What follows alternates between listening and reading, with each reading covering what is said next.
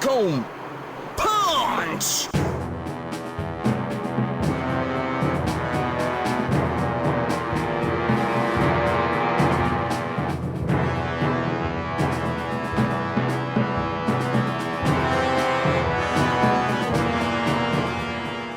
Feliz ano novo! E aí, beleza? Tudo bom com vocês? Eu espero que sim, apesar de eu saber que é difícil. Esse ano foi um ano bem porcaria pra muita gente, esse é o meu caso, pra mim foi uma bela porcaria, mas teve coisas ruins nessa vida e teve coisas boas do meu ponto de vista, pra mim pessoalmente, e uma delas foi eu ter voltado com esse canal, certo? Eu gosto muito de fazer isso aqui, eu me divirto fazendo e eu acho muito interessante porque me força a estudar umas coisas que eu preciso estudar, revisar, rever, ver mais, aprofundar e tal. E aí, para fazer os vídeos que eu faço desse canal, a própria existência dele colabora para que eu faça esse tipo de pesquisa que me interessa, ou que eu posso chamar de olhar lá de curioso, né? Não quero pagar de grande pesquisador das galáxias, até porque eu não tenho formação para isso por enquanto. Então, eu gostaria de falar sobre isso agora, aproveitar esse momento de virada de ano e falar justamente sobre formação e sobre abordagens que a gente vai ter aqui nesse canal. Eu fiz umas anotaçõezinhas aqui, o pessoal manda sempre fazer anotação e eu não faço porque eu sou teimoso. Mas aí eu fiz umas anotaçõezinhas aqui, olha que legal. Tchan, tá vendo? Essa aqui é minha letra maravilhosamente horrível. Pois bem, o que eu quero mostrar pra vocês aqui? Isso aqui é o quadro de possibilidades de trabalho que em geral eu tenho, certo? Por quê? Vamos começar por aqui. Direito Constitucional e Filosofia do Direito. A minha formação, para quem ainda não sabe, é em Direito. Eu sou formado, sou bacharel em Direito, tenho a minha carteirinha da OAB bonitinha e tudo mais. Só que essa área não é uma área que me interessa bastante. Eu prefiro outras áreas do conhecimento. E aí eu comecei a caminhar na minha vida para essas outras áreas. Então a minha formação, meu mestrado, ele é em filosofia antiga, especificamente no livro 1 da República de Platão, se vocês querem saber. Inclusive eu acho que eu vou deixar na descrição do vídeo para quem quiser ler e falar que eu não sei escrever, que eu sou um retardado mental. Vai ficar na descrição do vídeo a minha dissertação, para crítica, para olhar, para fazer o que você quiser fazer. Até porque tá público esse negócio, eu só tô dizendo que já tá público. E eu gosto muito desse tema. Esse tema é um tema que me interessa muito, de verdade. Então, pra gente chegar nesse tipo de tema, a gente precisa disso aqui, ó. Por isso que eu tô passando esses vídeos pra você sobre grego. Você vai aprender grego. Quer dizer, eu não sou seu pai, né? Eu vou passar isso pra vocês e se vocês tiverem interesse, o acesso vai estar lá. Não é, de novo, é muito importante dizer isso, para pagar de um conhecedor, master e não sei o que. Não é isso, galera. Não é isso. Eu comecei a dar os primeiros passos e aí eu quero puxá-los para dar esses passos junto comigo. Então eu vou puxá-los pela mão para colocar no basiquinho que eu tenho, para depois, inclusive, a gente ir andando em conjunto, sacou? Essa é a minha ideia. Eu quero usar o canal não como um lugar, como a gente vê por aí. Até tem gente que é competente para isso, para passar o conhecimento que tem. Não é isso. Eu quero usar o canal para me ajudar a me desenvolver. E aí, quem tiver a fim de vir junto nessa caminhada, com erros e tropeços e tudo mais, vamos junto. Então, isso aqui para mim é importante e não é só, parece que é só vinculado a isso, mas não é. Deixa eu fazer uma pergunta para você. Você sabe o que é Australopithecus, por exemplo? Um Australopithecus é um macaco da região austral, porque Pithekos é em grego macaco.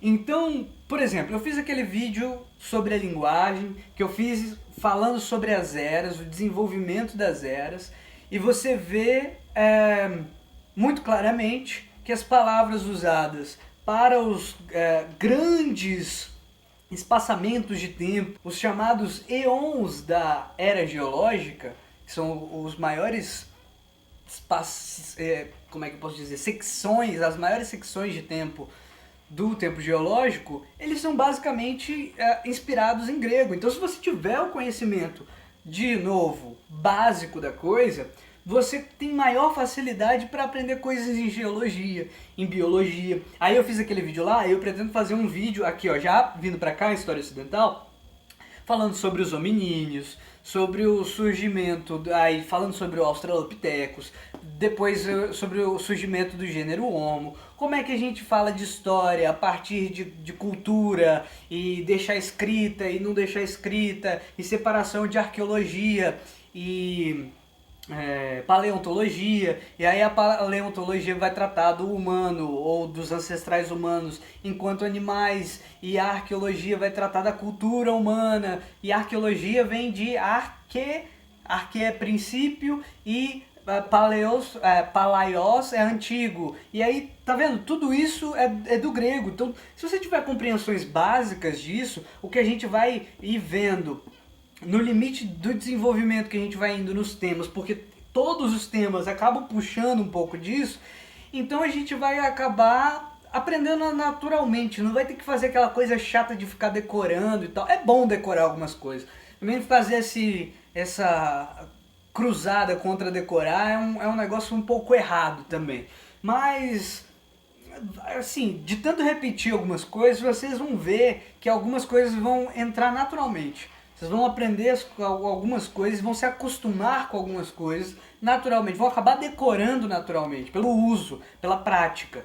Então a gente vai ver, grego a gente vê em filosofia antiga, a gente vai ver no estudo da história ocidental, até porque a história que a gente vai ver, essa coisa, por exemplo, que eu falei, né, dos hominíneos, e depois especificamente o gênero Homo, aí depois o Homo sapiens, mais especificamente ainda, a gente vê que, e depois sei lá, a gente vê um pouco a gente pode ver, eu não sei, porque eu comecei a preparar esse vídeo, na verdade, e eu achava que ele era muito mais fácil do que na verdade é. A coisa é muito mais dinâmica, as descobertas sobre esses assuntos, sobre desenvolvimento da espécie humana e, como é que a gente chama isso? Dispersão humana na Terra, é muito mais complicado e muda constantemente. Então eu queria fazer um vídeo sobre isso. Eu até falei no grupo lá do Apoia-se, inclusive me apoia aí se você puder, tá? O grupo do Apoia-se, tem dois grupos do Apoia-se. O grupo do Facebook, que eles recebem a informação do que eu vou publicar antes de vocês saberem, eles recebem uma espécie de spoiler. E o grupo do WhatsApp, que eles recebem direito a voto em algumas escolhas, pelo direcionamento de para onde vai, de para onde eu vou primeiro e tudo mais. Certo? Então, se você puder me colaborar comigo lá também, eu agradeço muito, porque isso vai me ajudar bastante a poder dedicar, a comprar uma... Deixa eu mostrar. Eu tava com a iluminação até um pouquinho melhor no último vídeo que eu gravei à noite, mas eu, imbecil, quebrei a lâmpada, chutei um fio ali. Chutei o fio disso aqui, tava todo desarrumado ali, eu chutei o fio desse negócio, aí caiu ali, quebrou tudo. Então, se você me ajudar, eu consigo melhorar a qualidade da imagem. Tem um monte de gente que fala, pô, melhora a qualidade da imagem. Eu não tenho como, cara. Se você me ajudar no Apoia-se, talvez eu tenha condição de fazer isso com o tempo, juntando um pouquinho, dá pra fazer melhorias, dá pra comprar microfone, essas coisas, mas por enquanto eu não tenho, eu vou com o que tem, certo? Então eu espero que esteja quebrando galho para ajudar a passar uma ou outra informação. E veja, é bom ressaltar esse momento que eu falei de passar informação. Eu não tenho a pretensão de estar certo absolutamente em termos absolutos em nada. Eu tenho o interesse de passar o que eu vi. Eu posso ter visto errado, olhado no lugar errado, ou eu posso ter entendido errado. Ainda mais com esse negócio de que tem que publicar o tempo todo na pressa, pode ser que passe alguma coisa errada, de maneira errada por mim. Então vai ser sempre um costume interessante apresentar correções aqui de coisas que eu tenha falado de maneira equivocada, entendeu? Então 2019 o plano é basicamente esse, é mais ou menos por aqui que a gente vai transitar. O grupo do Apoia-se vai me dar os direcionamentos, o grupo lá do WhatsApp vai me dar os direcionamentos de para onde a gente vai primeiro, para onde a gente vai dar mais foco, certo? Pelo que eu vi, tem muita galera ali que tem interesse no direito, então provavelmente a gente vai caminhar um pouco para cá, mas eu dou as opções lá também em dicotomias, às vezes assim, entra esse aqui, ou entra esse aqui, ou entra dois desse aqui de dentro e tal. Então, é isso. Tô apresentando para vocês mais ou menos como é que é o projeto da parada, o que eu vou querer mostrar, sobre o que eu vou querer falar. Eventualmente eu vou dar umas surfadas nas hypes que estão rolando por aí, por exemplo, se o Paulo, nosso amigo queridíssimo, que eu gosto muito, o Pirula, vier falar coisas sobre metafísica e tratar a metafísica como... como é que ele trata a metafísica? Como se fosse coisa espiritual e tal. A gente vai precisar fazer um vídeo mostrando, olha gente, entra no site de Stanford e da Plato, Stanford, sei lá o que, e você consegue ver lá a descrição do que é metafísica. Não é isso que você está tratando, cara. Não é isso que você está tratando. Então esse tipo de coisa vai acontecer. A gente vai falar sobre alguns assuntos, até porque faz bem pro canal, ele dá um boom, né, quando a gente fala sobre coisa que tá bombando. Mas a minha área de interesse, eu não vou nem dizer de formação, minha área de interesse é essa aqui. Eu gosto de falar dessas coisas. Até a filosofia do direito me interessa. Aí na filosofia do direito a gente vai... eu tenho que fazer um trabalho de pesquisa maior, porque a gente não tem essa... duas coisas que eu acho legais de falar, antes de dizer adeus pra vocês e até o ano que vem.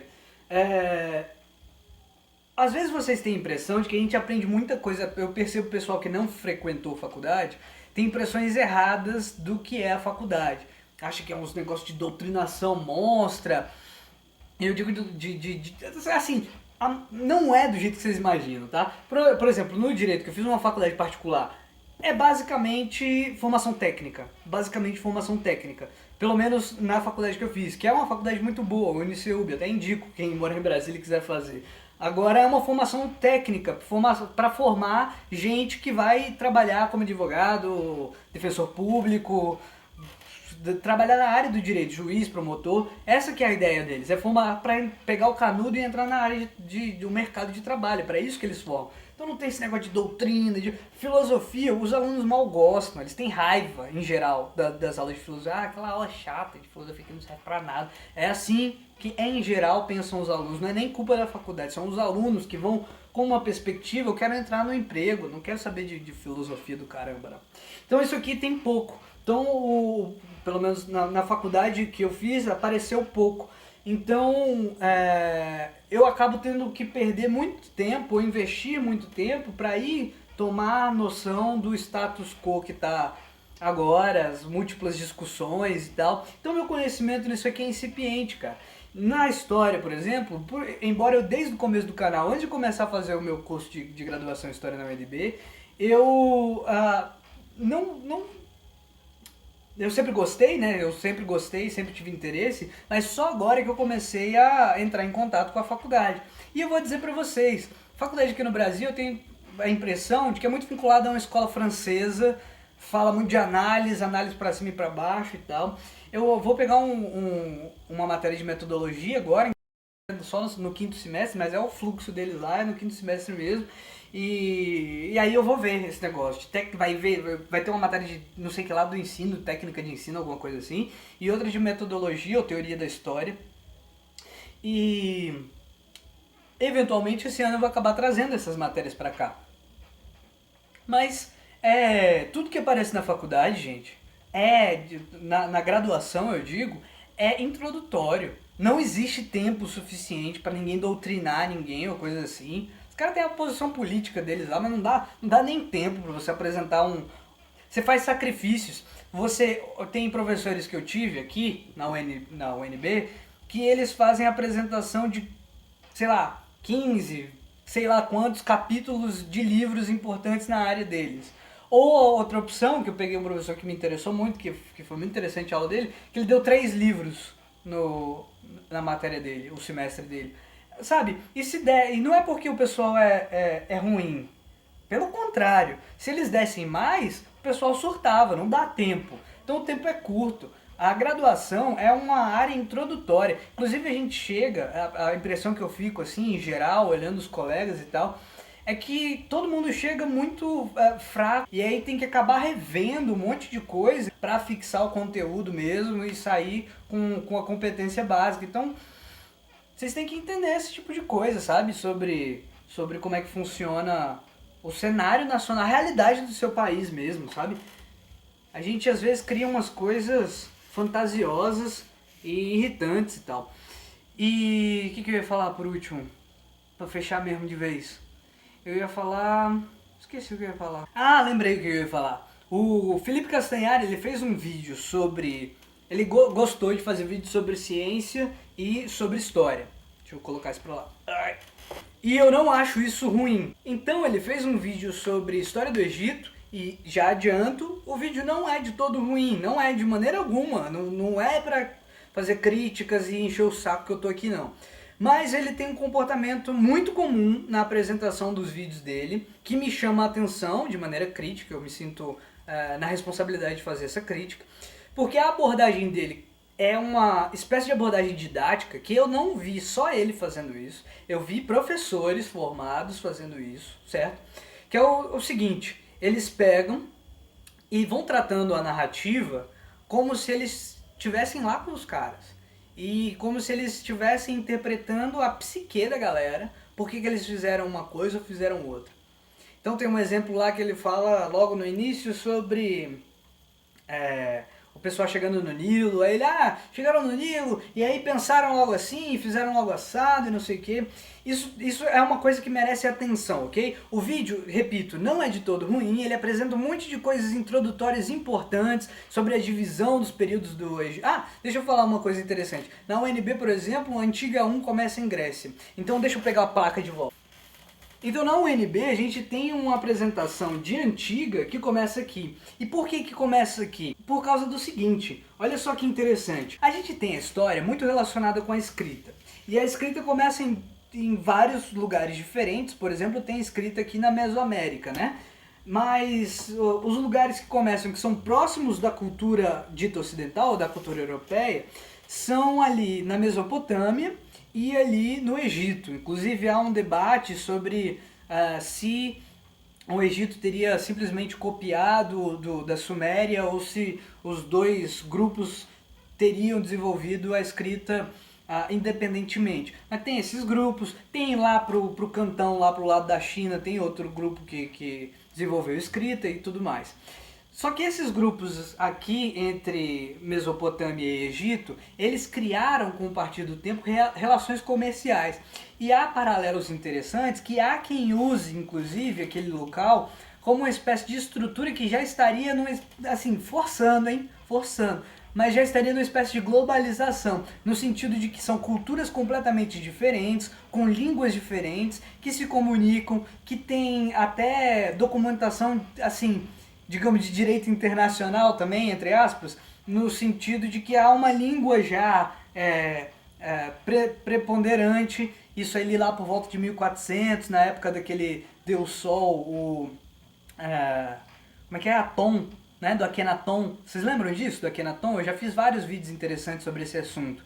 Então, que ele acabou instaurando uma espécie de monolatria, expulsando, se opondo ao culto dos outros deuses, e há uma discussão sobre se isso não seria uma retaliação ao culto ou sacerdócio de Amon, uma retaliação política e tal. Isso tudo tá lá no vídeo do Castanhari, é muito interessante então, o vídeo não é de todo ruim. Pois bem, e aí aquela estrutura tá dada ali, e alguma coisa aconteceu ali mais ou menos por volta do século XIII, por ali antes da era cristã, que as grandes populações ali foram destruídas e o Egito se abalou completamente, veio a acabar o Império Micênico lá na Grécia, e o Império Micênico, eu não sei se vocês lembram, ele escreve em linear B, lembram disso? Pois bem, e aí com a queda do Império Micênico desapareceu a escrita, uma coisa muito curiosa, e aí depois reapareceu a escrita a partir provavelmente dos fenícios, que também provavelmente pegaram a escrita do Egito e simplificaram de alguma maneira, provavelmente. Mas isso tudo tem discussão, e para falar sobre essas discussões a gente precisa ir nas fontes, nos autores que falam sobre isso, não jogar assim, né? Que é o que muitas vezes a gente apresenta em textos de ensino médio, assim, não, foi assim, peraí, foi assim? Como assim? Quem disse que foi assim? Com base em quê? Quem está discutindo isso? É um consenso na academia?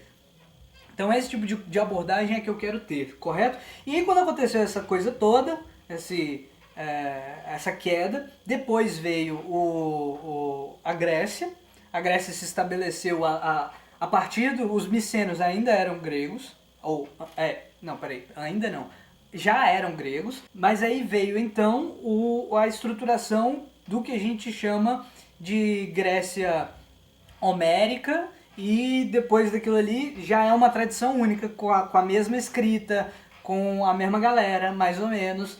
E o que acontece ali? Depois vem Alexandre o Grande e ele domina toda que. Porque o que aconteceu nessa época que eu estava mencionando, de 1300 mais ou menos? Havia uma espécie de unificação ali das relações. Existiam relações muito fortes entre os grupos sociais e começaram a crescer o que a gente pode já, talvez com um aspecto de anacronia, chamar de grandes estados, né? Ou grandes nações também, com aspecto de anacronia, claro, que é bom ressaltar. Mas você tem sociedades ali com governos estabelecidos e guerras constantes. Então, quando acontece todo esse esvaecer da energia dessas estruturas, que ninguém sabe direito quais são as causas, se especula mais de uma causa, a invasão dos povos ditos povos do mar, que vieram do Mediterrâneo, que ninguém sabe direito quem são, mas uma série de cataclismas naturais, enfim. Mas aí, quando aconteceu isso tudo, o que se passa? O que se passa? Se passa que as estruturas de unificação já estavam se formando. Então você tem os persas, você tem os persas que vêm, dominam tudo e criam o maior império da galáxia até então, e depois você tem o Império Macedônico que faz a mesma coisa no caminho contrário. E aí você unifica aquela coisa toda, e quando o Alexandre vem a falecer, se divide o império pelos generais de Alexandre, e aqueles impérios duram um certo tempo, deixando a marca da Grécia em toda aquela região. E depois a Roma se vê como tributária da Grécia também, em certa parte, em certa medida, e por isso toda essa sociedade é de cultura relacionada com a cultura grega. Então tem um trecho do vídeo do Castanhari que ele menciona o Maneton. Vocês lembram disso? Então, esse cara é uma fonte que chega a gente, não é diretamente do Egito, em grego, ou em língua egípcia, qualquer que seja. Chega em grego pra gente, esse tipo de texto.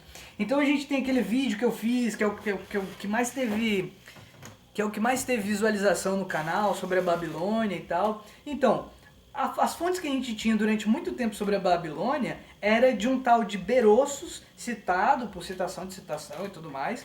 E como é que chega esse texto pra gente? Também basicamente em grego. Então, e olha só que interessante, a gente perdeu a possibilidade de ler a escrita grega, ou a escrita egípcia, durante muito tempo, graças a uma proibição do Império de Teodósio, de cunho religioso cristão e tal, 380 e bolinha, eu acho que é 381, não lembro direito, mas é 380 e alguma coisa. Então ele fez não sei se é 380 mesmo, enfim, ele fez a proibição de religiões, depois, Teodósio é depois do Concílio de Nicéia e do Constantino, não sei se vocês lembram também, mas enfim. E aí, com essa proibição, se perdeu basicamente a nossa possibilidade dos ocidentais de lerem as escrituras do Império Egípcio ou da sociedade egípcia. E como é que se recuperou isso? Após Napoleão ir lá também fazer as maluquices dele lá no Egito, se recuperou uma pedra chamada Pedra Roseta, e um cara chamado Champollion, ele pegou a pedra e essa pedra tinha escritas, dentre as quais tinha uma escrita grega e uma outra que era em hieróglifo egípcio. E aí, graças à capacidade do Champollion de fazer essa leitura comparativa, que era o mesmo texto replicado, foi possível descobrir o que estava escrito ali. Então vocês percebem a importância do grego? Vocês conseguem perceber isso? É para todas as matérias, cara. É para todas as matérias. É para filosofia, mas uma filosofia que se pretenda dialogar com a tradição. É para história, é para arqueologia, é para um monte de assunto que a gente enfia o grego lá, sei lá por quê, mas a galera enfiou pela tradição e tal. Como a geologia e o nome Australopithecus, por exemplo. Então, para tudo isso é útil. Então, eu espero que vocês entendam, porque eu vou insistir nesses vídeos. Eu vou insistir, vou fazer, vou seguir aí, mesmo que tenha uma pessoa que venha junto comigo, tamo junto, ninguém vai soltar ninguém e a gente vai aí até o final nessa coisa. e o canal vai fazer outras coisas, ok? Eu espero realmente que esse ano seja um ano de produção pra gente, entendeu?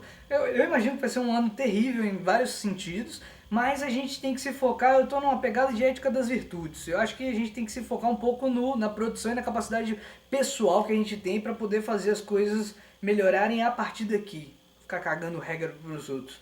Só vou cagar regra pros outros quando eu achar que o pessoal tá desinformando as pessoas, beleza? Ou quando eu ficar muito irritado também, porque aí é isso, eu sou assim também, não vou ficar medindo as coisas, ok? Então, feliz ano novo para todos, eu espero que vocês sejam muito felizes e eu espero que vocês me ajudem também. Então eu tenho um plano aqui nesse canal, eu tenho um plano de conseguir 2K no Apoia-se. Se vocês conseguirem me dar 2K no Apoia-se, eu vou fazer aquela série de vídeos que eu tinha prometido sobre história econômica brasileira. Porque aí, se eu vou fazer essa série de vídeos, eu vou ter que voltar a minha formação inteira da graduação, o TCC e tudo mais, pra isso, certo? Então, se eu conseguir 2K, eu vou fazer isso. Eu vou voltar pra esse lado, porque eu tenho essa pegada de gostar das coisas antigas, aí fico oscilando sem decidir. Então, eu tenho esse objetivo, e o outro objetivo que eu tenho é os 100 mil inscritos. Eu tenho uns 30 e pouco, 34 eu acho. Eu quero chegar nos 100 mil esse ano. Então eu preciso da ajuda de vocês. Então se você não puder me ajudar com a grana é prioritária. Se você puder me ajudar com a grana, eu vou preferir. Agora, me ajude divulgando os vídeos. Certo? E eu não vou tirar ateu e forma do canal. Pra mim é importante. Pra mim, pessoalmente, é importante manter o negócio do ateu no canal. Se isso vai me tirar view, eu já sei. Você não precisa me contar isso não, eu tô ligado. Certo? É uma opção que eu fiz. Ok? Então se você puder e quiser me ajudar nesses dois objetivos, tamo aí. E de repente eu faço também um ateu em forma aí, fazendo uns esportes doidos aí pra manter o fluxo, né? Porque tem que ficar publicando o tempo todo pra fazer alguma coisa crescer, pelo que eu tô entendendo do funcionamento do mecanismo da coisa. É isso. Feliz ano novo pra vocês.